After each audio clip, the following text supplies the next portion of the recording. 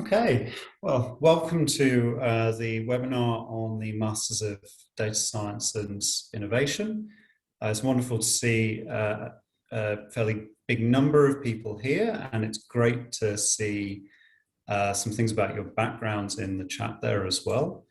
Before we properly kick off, I'd like to acknowledge the Gadigal people of the Eora Nation, upon whose ancestral lands our city campus now stands, and indeed where I am right now. And I'd like to pay respect to the elders both past and present, acknowledging them as the traditional custodians of knowledge for this land.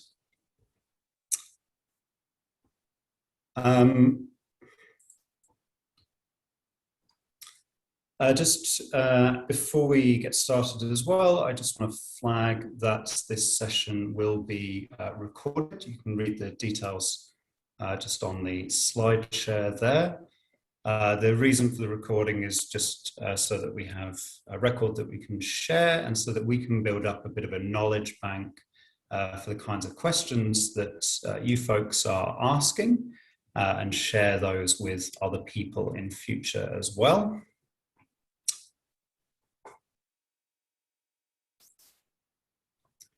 And I will just introduce people quickly, or give people the opportunity to introduce themselves.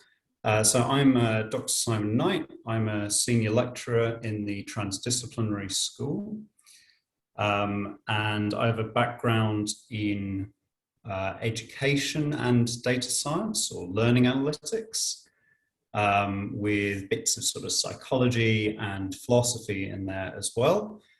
I teach what for most students will be the first subject, or one of the first subjects that you take, depending on whether you're full-time or part-time, data science for innovation on the Masters. We'll talk more about that a little bit later. I'm just going to go around from sort of left to right on this slide. So Tony.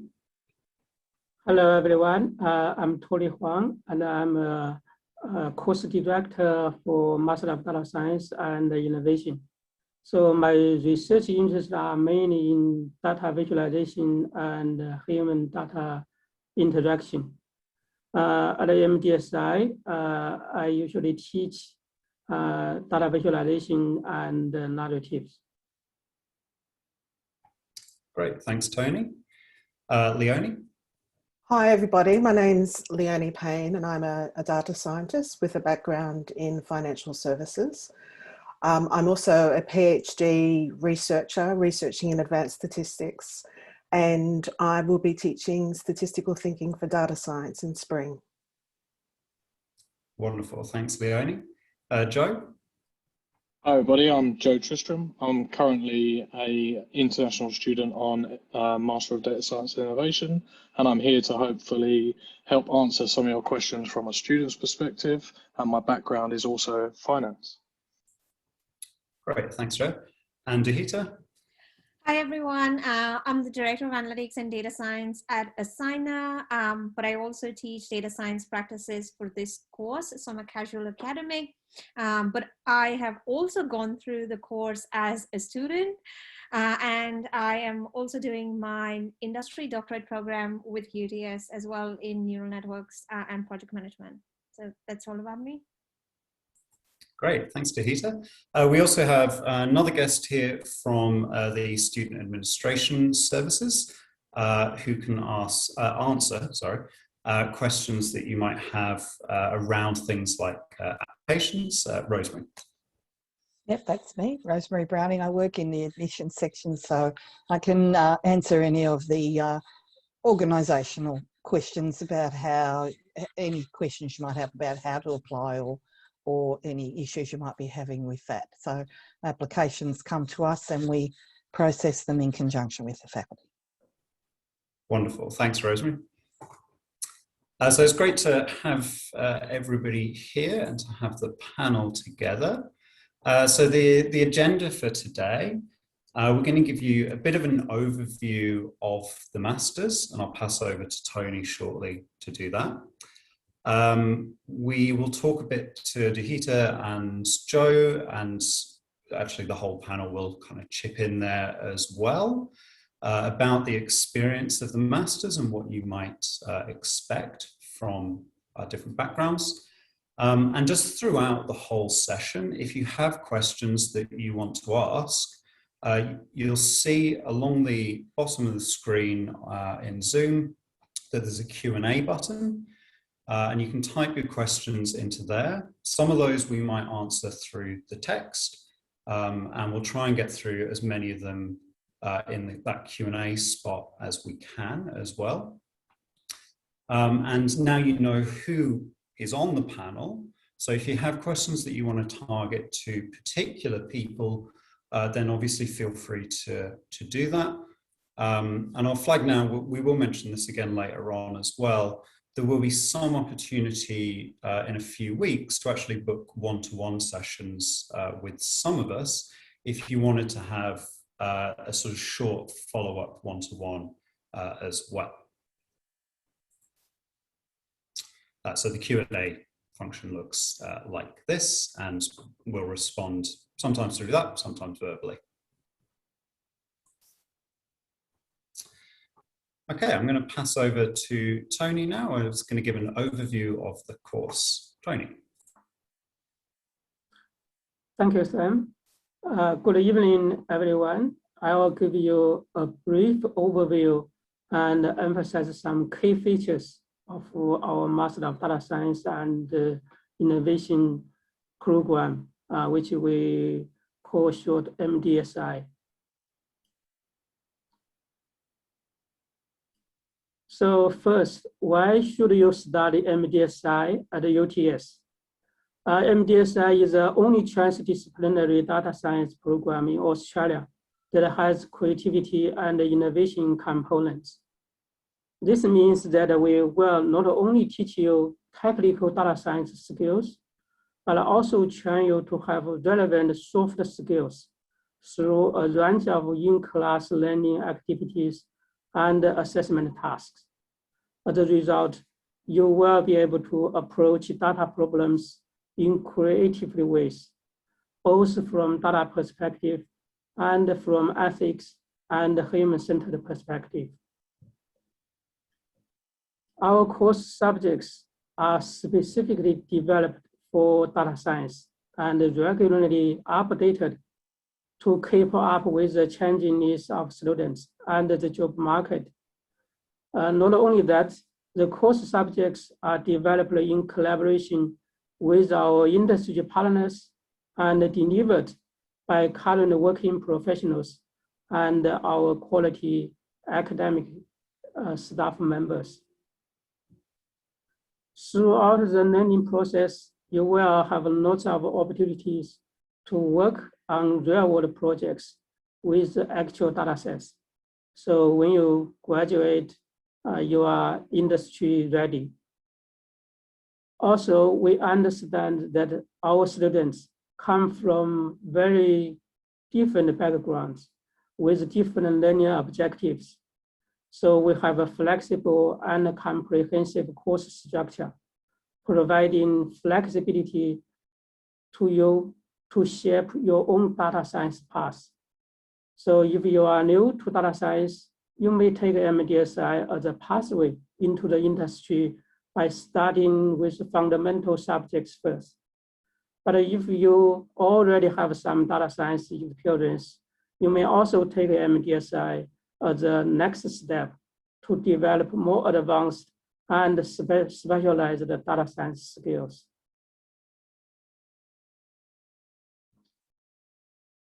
Next. So industry partnership and engagements are a core part of the MDSI program. That is to prepare students to address complex real-world issues. Through the industry partnership program, we developed the course with input from our partners. We invite working professionals to teach and give guest lectures, and students have opportunities to work on real-world projects. Through our partnership program, you can build your professional network and connections with our partners. You could also have internship opportunities to work at the office of our partners, such as the National Heart Foundation and Orange Energy.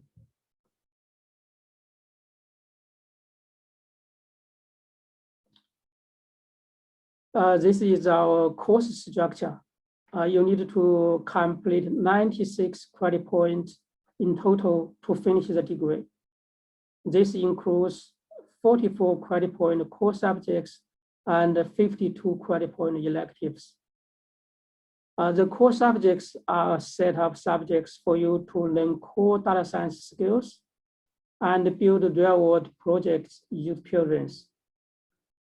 Electives can be chosen from in-house data science optional subjects and also from across the university faculties.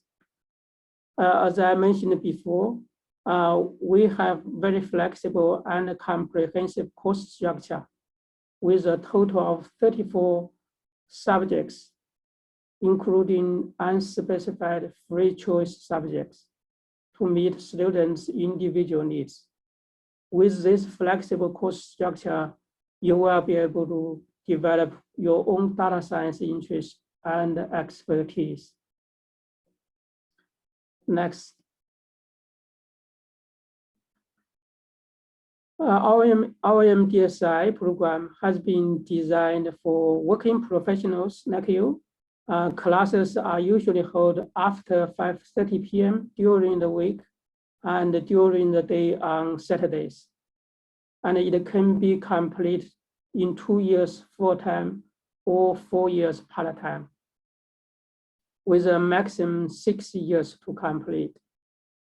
If you like, you may check out our 2021 timetable to see how classes are scheduled on the website we provide here. So that is timetable.uts.edu.au.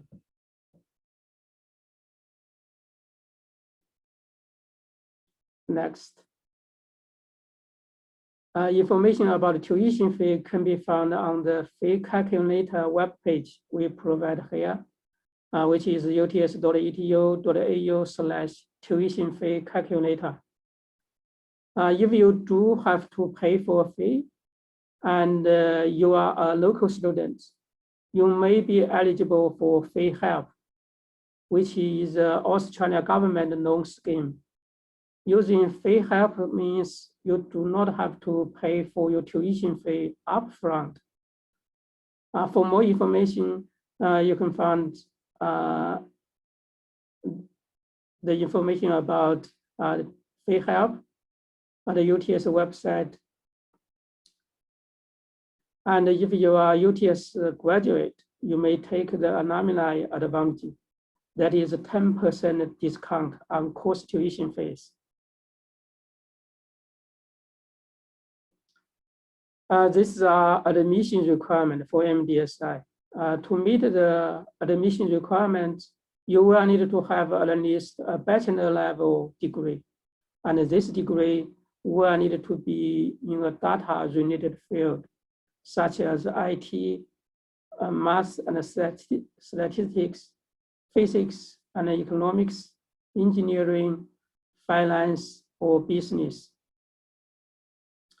However, if you do not meet the requirement, you are still encouraged to apply. In this case, you just need to include in your application the evidence of your past learning or work experience to demonstrate that you have some quantitative data related experience.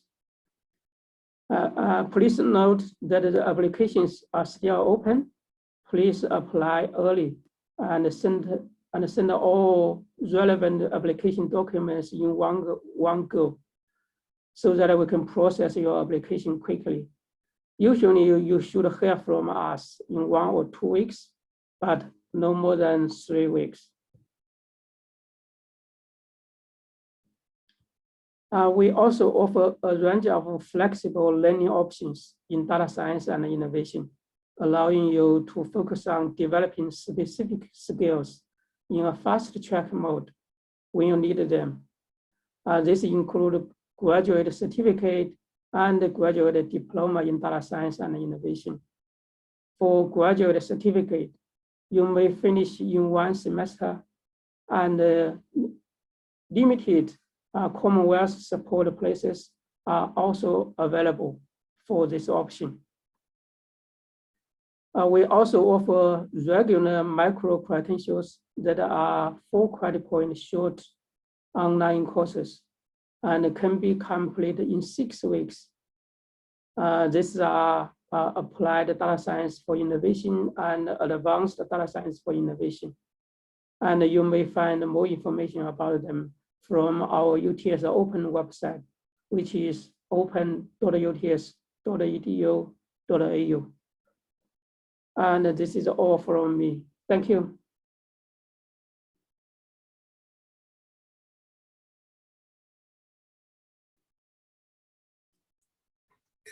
Great, thanks, Tony. I'm just going to paste that last URL into the chat there as well to everybody. So now we're going to have a chance to hear a little bit more from some other people involved in the course in various different ways. And I'm going to stop sharing for this section. So we're going to hear from, particularly from Joe and Dihita, and I'm really pleased that they can both be here today. So Dihita is Director of Analytics and Data Science at Cigna, and was ranked one of the top 5 analytics professionals in Australia 2020 by the Institute of Analytics Professionals of Australia.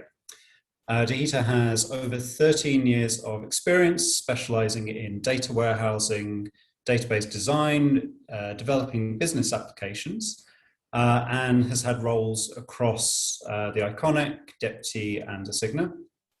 And she was a graduate of the MDSI, as she mentioned earlier, and has come back to UTS as a subject coordinator into the program. Joe is a first year full-time student on the course with a background in finance as well.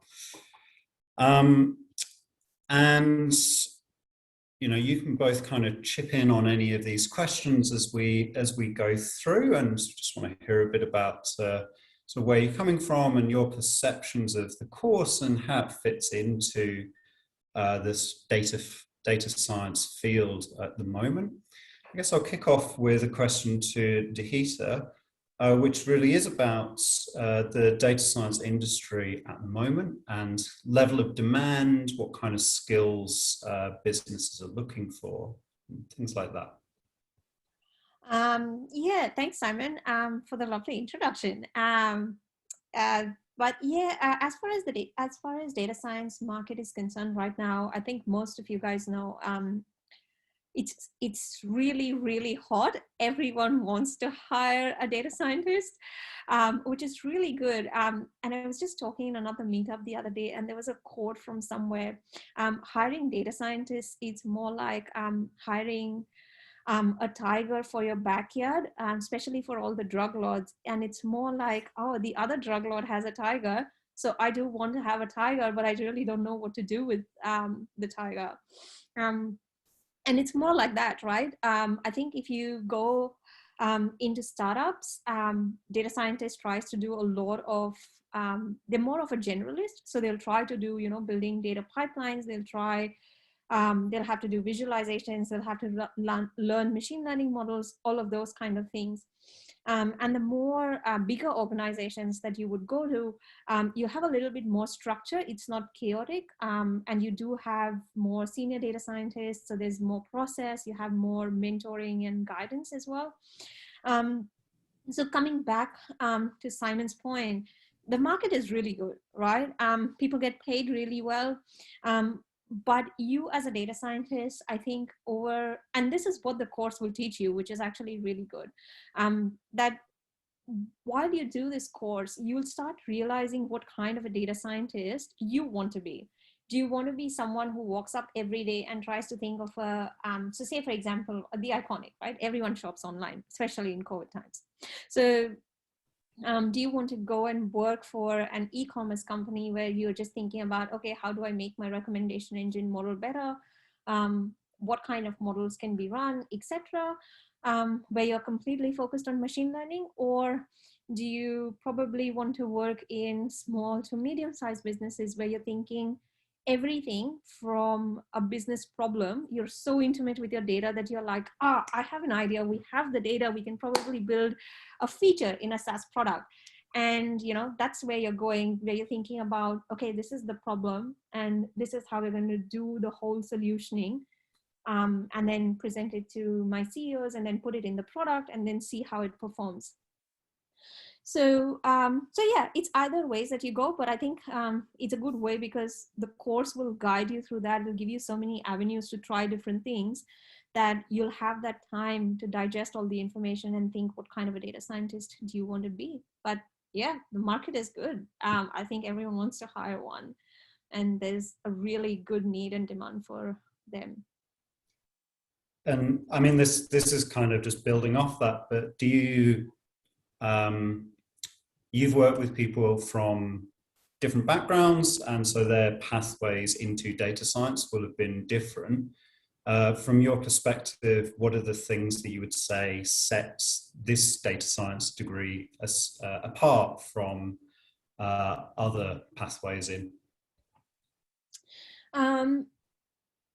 So I think one of the most important things about this degree as compared to the other parts is, so a lot of people also come with like just math stat background, and having that is really great. But also one of the things that we forget is, how do we put this in perspective of solving a customer problem? When you go in an industry and if you tell someone, I know how to use random forest model, no one is going to care.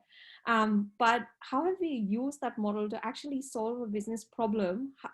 Just showing customer empathy. All of those kind of things really make a lot of a difference. And I'll tell you why the course personally teaches all of this is, I personally have done, I think what Tony and Simon and all were talking earlier about is, you get that chance to be, do more of your internships with other organizations, and as part of your innovation iLab projects, etc. So it's just more about when you actually meet or work in this space with other companies, see what data do they have and why do they want to use that data to solve what kind of a customer problem. That's when you start realizing that, okay, I'm not just thinking about the model, but now I'm also thinking about, okay, even if I build a model and I have an API, how am I going to present this to the customer? How are their customers actually going to use what I'm building? And this also actually helps you improve more of your communication skills. It helps you articulate what you're trying to showcase. So that's what this particular course actually stands apart, and that's why I like it, and I keep coming back every year, Simon. No, so that's what I think, but that's my opinion. Yeah, great. And we'll touch on, I guess, some of those other features to do with the kind of diversity of backgrounds a little bit, maybe a little later on. And I know there's some questions in the Q&A about that too. I mean, Joe, from your perspective, obviously, you in fact have chosen to do this degree fairly recently. What was it that drew you to this one? So I think, to echo Tahita's comments, she's covered a lot of the things that make this course unique. However, I'd like to talk about some of the things that really kind of inspired and intrigued me. So I love the fact that there's that collaboration with industry, being able to find and transfer skills to areas or problems that you may not have seen before. It really opens up your learning experience. Things like this were really kind of key to me, especially in my learning journey. The ability to be taught and mentored by subject matter experts is, by far one of the most prevalent things in terms of what I was looking for and what I was searching for. And UTS is, arguably one of the best universities in Australia, and you can see this based on its very short history, especially in a technology space too, that is constantly evolving and changing. So those were the kinds of things that drew me to this degree. Yeah, great. And Tahita, obviously, you've got the student background, you've worked on the course in different capacities as well. And one of those is as that industry mentor sort of role, actually hosting iLabs, so the innovation labs in Asigna. What's your experience been like of that industry experience and opportunities for the MDSI students? That's actually quite interesting, because we actually did it at every place. So we were iLab or industry partners at the Iconic, at Deputy, now even at Assigna. So I think it's been really a really, really good experience. And also why is because one of the things is, so let me give you a little bit of background. So last year we had two amazing women who actually joined us to do this internship program at Assigna. And I was helping mentoring them. And they actually came up with some really, really good work during that iLab or innovation project, that they joined us part-time. And now, starting this year, they're actually full-time employees at Assigna as well. So there are a couple of good points that came out of this. One was that they got to learn or understand what real life data looks like. It's not really clean. There's a lot of data massaging, and you need to put it in the right format. But I think one of the most important things for us was that because we're a SaaS platform, for us, we wanted someone who understands our customers, who understand the product, and not just write a machine learning model and tell us, hey, this is what it is, but be able to tell us how this is going to help the customers. So one of the most interesting bits is my CTO and CEO, they actually came back afterwards to say that, my God, these girls have actually done so much of good work in just 3 months, that when they were presenting to the whole organization, they were not talking machine learning language, but they were actually talking the customer and the product language, which was really good. So one is that they get, like as a student, you get exposed to all of these different aspects, but also as an industry mentor, it helps us, because these were certain projects which were sitting in our POC pipeline. And we didn't want to spend resource effort right now, because we don't know if it actually has any kind of customer benefit. So one, from industry partners, we actually get someone we can get in, we can actually give them some data, and they can help us understand the actual value of it and if it's doable or no. But also people who are hiring, it makes it easier for them, because they don't have to go through tech tests. They don't have to sit through interviews and stuff. You've already, built that relationship, that connection in those 3 months, that you're like, yeah, man, just join in. This looks great. So I think that's where the pros and cons are. Like, I don't see really cons, unless your data is like so bad that it doesn't have any predictive power, then maybe, but still, you've learned so many things. You've learned to apply some of your skills on the actual industry data as well. You've built networking, you've built those industry connections as well. A lot of times at Assigna, what we do is we pair up some of the data scientists with senior software engineers as well, so that you can also work on your best practice software engineering skills. So yeah, that's from both the sides that I've seen so far. Yeah, great. Thanks. So I'm just looking through the Q&A as we go as well, and I'll try and kind of weave in Q&A questions where it's appropriate, and we'll also have time towards the end as well. So we had a question from Schumann that was about this issue, what the internship units look like and what the innovation lab units look like. So Tahita's just described some of the detail of the experience for our innovation labs. And these are subjects where you work with an industry partner to address some data science challenge that they're having. and there's mentorship from the partner and from the university, and you produce something and it's open to some negotiation, what that something is at the end that helps to address whatever the challenge is. We do also have internship subjects which basically allow you to get credit for gaining some of that work experience with partners as well. Tony, I don't know whether, do you want to add anything about the internship subjects? Sure. So we have 3 internship subjects. So each subject is for different workload. So for example, if your internship is 100-hour workloads, then you take 1 subject and so on. So for internship subjects, so you will work with our industry partner in their office, and you are supervised by our industry partner and work as a part of their professional team to address their data problems, or you can provide a consultation service, or you can just help them to do some data related job. So the main purpose of internship is for you to have an opportunity to apply what you have learned in your coursework to solve real data problems, and at the same time get help from your colleagues in our industry partners, and also for you to understand how data science projects are actually managed and run in professional environment. Yeah. Yeah.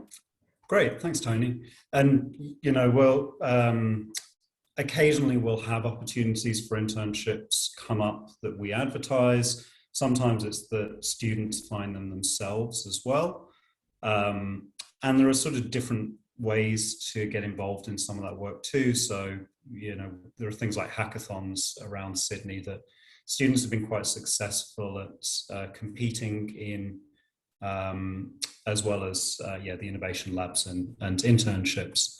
So I guess a related question, and I think really this goes to all of the panel, is what's the assessment like in the course, and just examples that you are particularly fond of. I'll just flag as well another question actually from Schumann as well. So the same person, that things where there's a social impact from data science activity. And because I'm speaking, sorry, I'm going to give one of my favorite ones from my subject. One of the assignments just looks at, it asks people to identify opportunities for innovation in whatever sector they choose. And I really like this assignment because I get to read different things every semester, and I always learn something new from them, and get a range of different responses. And one of the ones this time was looking at how data science has been used and could be extended further to help to tackle things like human trafficking around the world. So something that potentially does have really significant social impact. And I've seen other examples throughout the different subjects that people are involved in, and iLabs as well. Joe, maybe you can kick us off with just what your experience has been so far. Certainly. So in terms of the assessments in the course, most of them are kind of coursework based. You can do electives that are exam based as well, but most of the stuff that I've done so far is all coursework. This semester alone has got countless examples, but I'd like to share with you my first assignment, which was about just creating a documentation or a vignette with a focus on teaching your classmates something new or something interesting. In summary, I didn't really know anything about the programming language that we were asked to do it in, which was R. So this was an immediate hurdle for me.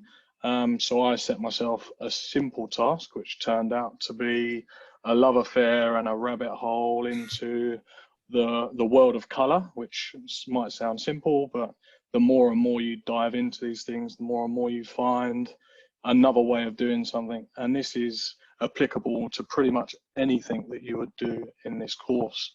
So hopefully you guys can review that one day and learn from it when you get to do the same subject.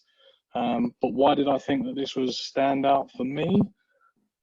It was more some of the interesting things that people did with this assignment. I think I learned a lot from my cohort. Our class was, I think from memory, over 30 people. And part of it was to review, give constructive criticism, feedback, reviews, etc. And some of the stuff that I learned as a newbie to a programming language was phenomenal. So that was great from my standpoint. Great.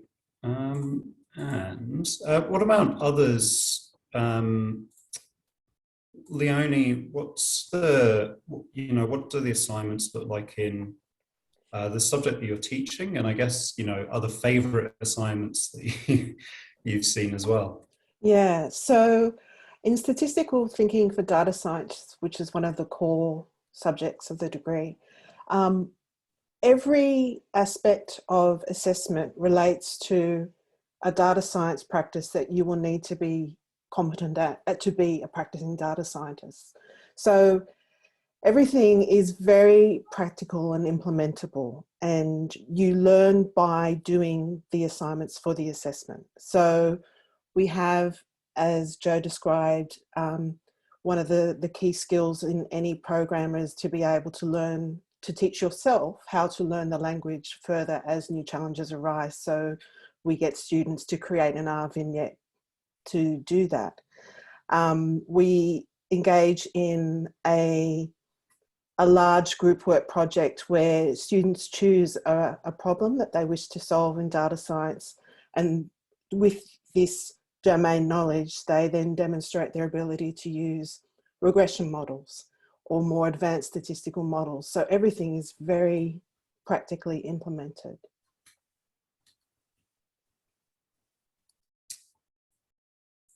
Yeah, and I think that's a real, it's part of the sort of ethos of all of the subjects that we're trying to, the assignments are functional. They're not about just sort of ticking a box. It's about learning the skills of data science, but also building your professional portfolio. And I shared in the chat, some of the students share their, the first assignment in the subject I teach as part of that building of a professional portfolio. So you can explore some of the ideas there. That's a limited range of them. So, they're much broader than that from the whole cohort. So I've got a sort of practical question, I guess, off the back of that. And I know that somebody did ask this in the chat as well, that was about the mode of delivery. So whether we're online or face-to-face. Yes, Andrew. So I'll ask Joe and Tony to kick that off. Maybe Tony, you can start us on that. Sure. Due to the COVID-19, so we have been teaching MDSI courses online, and for the spring session, which started from 2nd of August this year, we will still deliver the subjects online, but we also offer the on-campus option for you. If you want to come on class, you can book a session with our lecturer, or some of our subjects deliver the mixed mode, which means that if you want to come on campus, you can attend the class in classroom on campus. But if for some reason you do not want to come on campus, or you are unable to come on campus, you can still access our class online. Yeah, and then Joe, what's your experience of it been? So I think I just want to reinforce one thing, and that is that UTS have done an amazing job at facilitating this switch, because it was something that was, you know, pretty much thrown at everyone, short notice, and it was something that we had to deal with. So personally, I've only ever done online kind of structured learning with UTS, and historically not really enjoyed it. However, this is different, and it's different because you're not going through kind of a sequence of events with kind of like an online learning platform. Because I was personally looking for an environment where I can work with people, share ideas, kind of, you know, learn from other people's, you know, skills, backgrounds, and various other things. So the whole peer group element for me was very important. And, you know, to kind of close this area, I would just say that UTS have they have a great access to all of the resources that will facilitate and support your learning journey. So that's great too. Yeah, and I'd I think. also, sorry, Simon. I'd also like to emphasize the interactive nature of our online experience. We have discussion boards. When we're using Zoom, we use breakout rooms. So even if for some reason we can't come on campus, we do have very interactive methods of delivering a rich online experience. Yeah, and oh God, what was I going to say now? You know, everybody's sort of got more familiar with using online collaboration tools, and the course has always had blended elements. You know, that's part of being a master's student, it's part of being a professional learner. And we're making the best of both kind of elements now, and it will vary depending on what subjects you're doing. So half of my students are online and half are in room, and that's worked quite well. And of course, it will vary as COVID changes over the next however long as well. There was another question, and I now can't see it, about whether or not classes are primarily in the evening. It's from Thomas, yeah. And yes, for the core subjects, we teach in evening and weekends so that people who have full-time jobs can come along to the classes. For electives, it might vary depending on what subjects you're enrolling in, and you know, it's worth looking at the timetable for that purpose. Okay, and actually that's relevant to the next thing I wanted to ask people as well. And Joe, again, I think you're the right person to answer this one. How much time do you devote to study each week? Obviously, it's dependent on the week. So typically, as a full-time international student, I'm doing between, say, 30 and 40 hours. If I have an assignment deadline approaching, you know, my time management really changes. You shift things around. Typically, you work, you know, the hours that you can, and covering the material that you need to stay up to date with all of the relevant material. But I guess in terms of how do I break down those hours, a reasonable amount of my time is spent reading various resources. And that could be things like Simon's talked about, like Medium posts. These are great, you know, getting views and learning specific methods, or even problem solving using things like Stack Overflow, which happens a lot. But, you know, the course itself gives you a lot of opportunities to problem solve and teach yourself. Do take caution, because some things are very time consuming. This is something that I have found with my learning curve, but it's also something that has enabled me to kind of plan and prepare and just kind of think about, you know, what I need to do. So that's, you know, there's a lot of elements to the time aspect. Yeah, I don't know whether do Hisa or Leonie have anything you want to add on? I just, if 24 credit points is a full-time employment, that would be about 35 hours a week. So for an 8 credit point subject, which I'm teaching, if you put in a solid 10 to 12 hours a week, you should get enormous gains. And that's, I mean, some people put in more because they want to self-actualize and they're really passionate. But if you put in those kinds of hours, you will achieve a lot. Yeah. For my case, one of the things that I would suggest is if you're working, try to find an opportunity within your organization. If you can actually implement something in there, whatever you're learning. One is your organization is going to be super happy that you're actually producing something different and you're taking initiative. But on the other hand, what would happen is you'll be actually learning by doing stuff, which would be really, really interesting. And then, you know, yeah, if you give 8 hours or 18 hours a week, it won't matter. So yeah, my 2 cents on that. Yeah, and we do try to flag as you go through subjects where there are things that are sort of professionally relevant that you can kind of take out of the subject and try and apply in your particular context. And I know that, you know, people do find themselves working on things that are used within their organizations as well, which is great.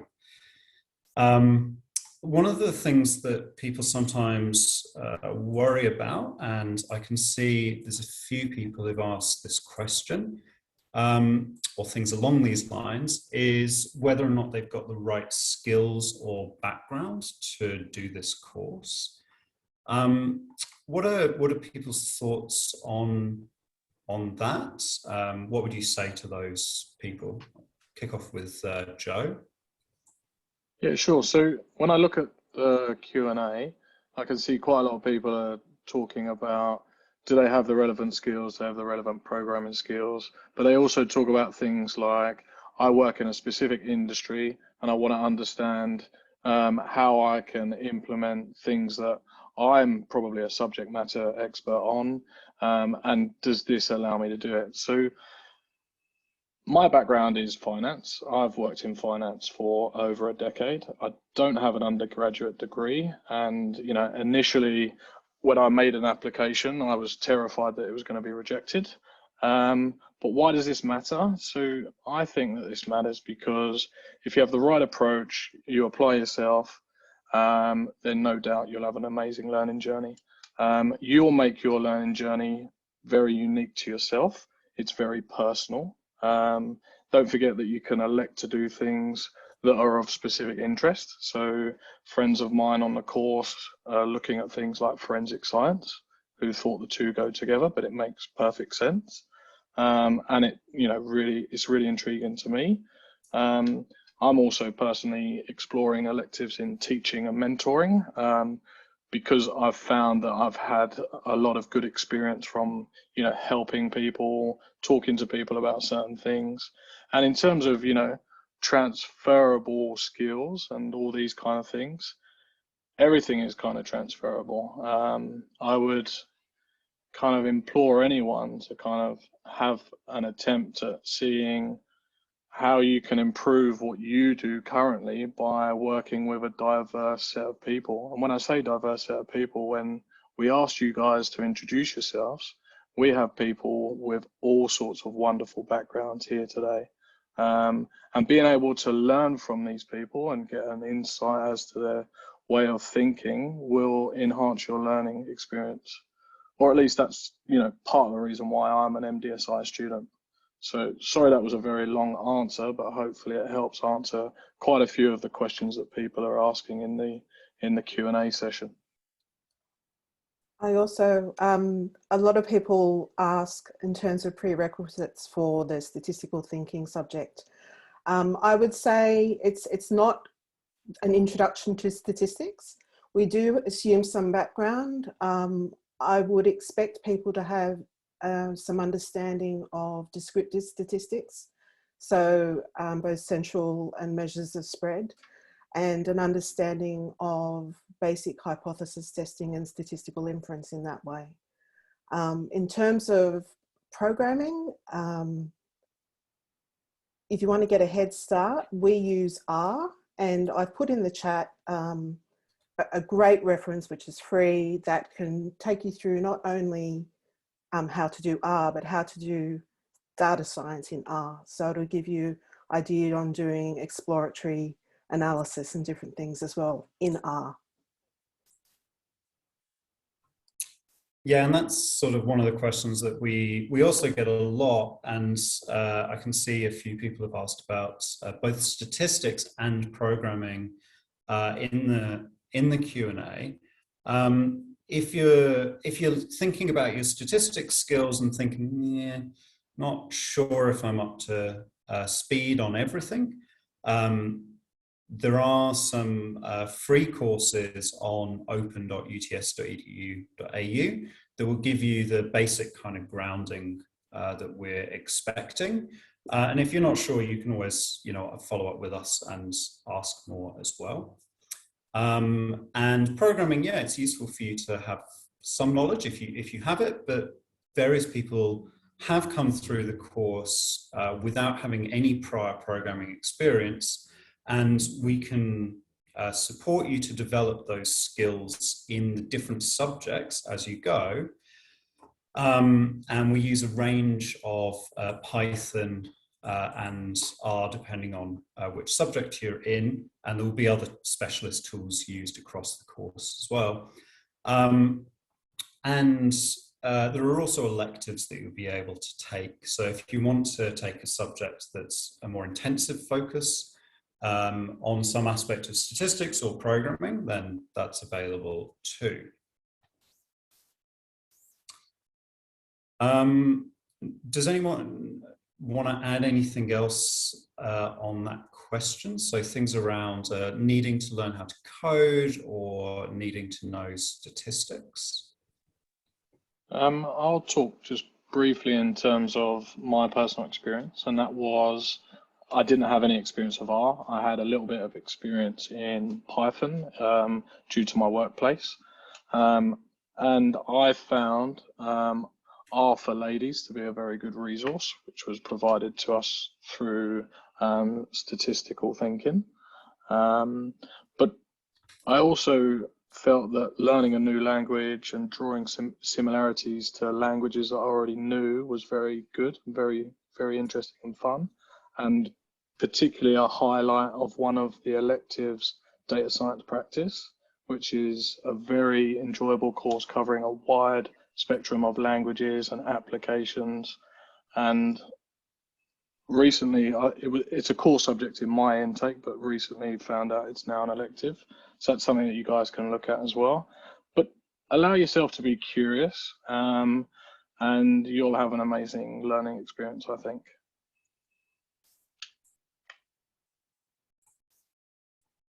Great. Sorry, I'm just looking through the Q&A questions here as well. One of the things, and Joe, you mentioned this actually, that a few people have asked is given their background. So I can see Vivian with a background in finance, Spencer investment, and so someone else,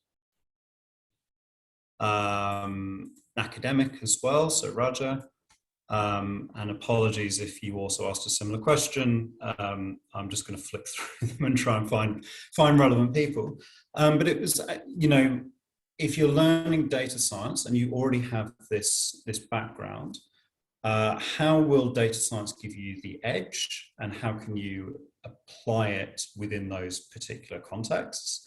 And I'll preface any answer with, of course, the students come in, you guys will come in with your own expertise, your own backgrounds, and you will be able to identify a lot of those gaps and where you can be applying some of this. We can help you to do that, and we'll try and give tools to do it throughout the course. But part of it is just about, supporting you to identify those gaps yourselves. Dahita, do you have any thoughts on that and kind of how top tips for people getting into data science and how they can use it in their professional practice? Oh, that's a challenging one. I think the most important thing is what I said before, Simon. At least currently, if you're in organizations which are a bit more flexible and who can entertain the curiosity that you have, I think it would be good to at least, get small nuggets of projects. Just go and talk to the data scientists who are there or the heads of data and stuff and see if, people can give you some kind of internship projects to work on. But I think one of the most important things that we have seen while hiring people is that a lot of companies will ask you for a tech test, just to see if you can code in a certain way. Can you communicate? Do you understand the data that has been given to you? Sometimes even we give you a lot of shitty data as well amongst the clean side of things, just to figure out if people actually even understand the data, or are they just curious about putting machine learning models, over that data. So one way is that way to actually figure out if you're actually technically good. But a lot of times I also feel like what would be interesting is while you're doing this course, I think all the subjects have got such tremendous amount of assessments, not amount of assessments, I should say, but the quality of the assessments is so good that you can start to generate or create your own portfolio for, those kind of things. Because once you have the portfolio, once you have a GitHub account, you can go back and challenge some of the industry people who are asking you to do the tech test. You can actually tell them, hey, this is the portfolio. I've already done the work. You can have presentations there. You can write your data stories in there and they can actually see the code. And as a result, that will really help them to figure out the value that you would actually bring to their organizations as well. So maybe some of those things that you can actually start thinking. And the course actually helps you do that over a period of time. So especially if you're doing it over 2 years or 3 years, you'll have enough time to build up that portfolio for yourself. Yeah, great. Thank you. Does any of the rest of the panel want to add anything to that very briefly? So I think it definitely gives you the tools and the frameworks to think like a data scientist. So there are certain practices that you will explore, things like, the right way to mine data, or, the right way to apply specific models. All these things are important, but, even being able to, create a narrative, tell a story, all these kind of things are extremely important too. So don't feel that because you necessarily don't have the right programming experience, or you don't have the right quantitative or mathematical background, that you wouldn't be suitable for this course. There are so many people that come into MDSI from a vast, diverse range of backgrounds, and working in groups on certain assignments allows you to share knowledge, pair program, do various interesting things that you're able to learn from. And the ability to talk to your peers and also previous alumni, things like this, things that set this course apart for me. And I just wanted to add that because I don't think we've spoken about it just yet. Yeah, thanks, Joe. And Leonie? I was just looking at the Q&A and there were some questions about using Python. We introduced R initially in statistics because it is statistical software, but as you go through the degree, you will have opportunities to develop your skills in Python as well. And if you're particularly passionate about Python, you could take electives in the computer science faculty that will allow you to develop that too. Yeah, great, thank you. I'm aware of the time, and we've still got some questions in the Q&A, so we can go through some of these. Let me start. So one of the questions that we had earlier was about subject availability. Somebody couldn't find something that was in the timetable. And Nicholas has asked here as well, are all of the subjects offered every year? Tony, do you just want to briefly answer that? So you can find the subject or availability for current year in our timetable. We usually also, you can see the study plan, full-time study plan from our handbook, UTS handbook for the course. So, so not all subjects available in 2 semesters. So yeah, so some subjects are available. For example, science subjects is available every semester. Some subjects are available just 1 semester, either in autumn or spring. So you need to check the timetable. And if you want to say what offer next year, we had some in study plan, so you can see what will be available there. But usually the subjects available will be subject to annual examination. But we do have a very stable offering every year. Great, thanks, Tony.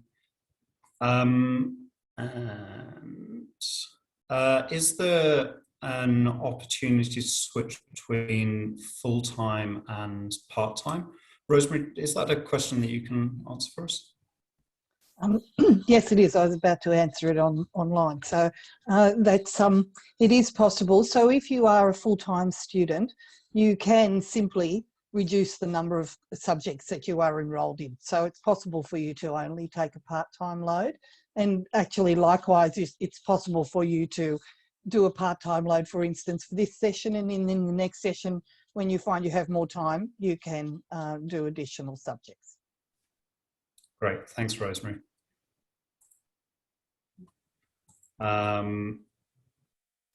In terms of providing supporting evidence for if you've gone through a previous study or professional background where you perhaps don't have one of the degrees that's named, but you do have professional experience that might be relevant. And this is a question that's partly from Nicholas, but I think other people asked this as well.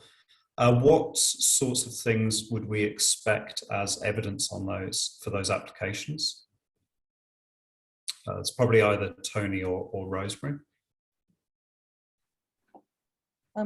Well, from an admissions perspective, if people are, for instance, self-employed or working under contract, we usually advise that we need perhaps evidence of their self-employment, but also we do get quite a lot of letters from whoever their contracted clients are, who just state what their job was, what their project or that they undertook there, and for how long they worked there. So, and I would assume, I don't know in your particular case for data science, but I would assume that if you had several, that you could have a letter perhaps from several clients that would cover the sort of experience and perhaps amount of time required. Thanks, Rosemary.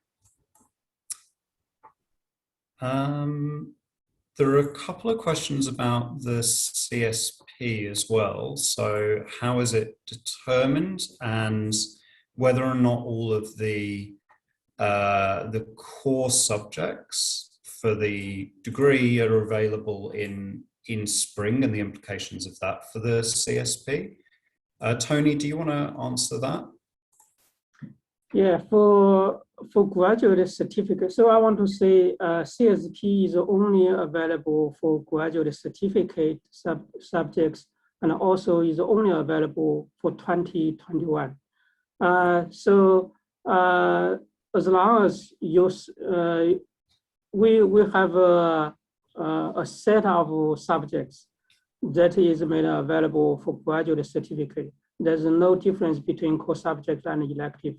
As long as you choose from that set of subjects, and if you are offered a CSP place, then there's no problem. You get a CSP support.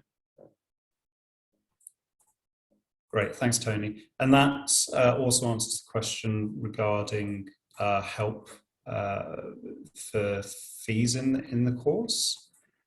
And so last question that I've got on the Q&A here is about international students and being able to enter Australia for face-to-face classes.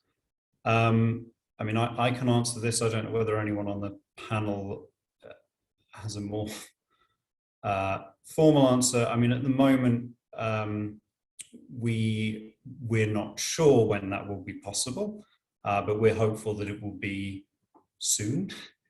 And I would anticipate it being 2022. It won't be for next semester. We do know that. Tony or Rosemary, probably, is there any more information about that?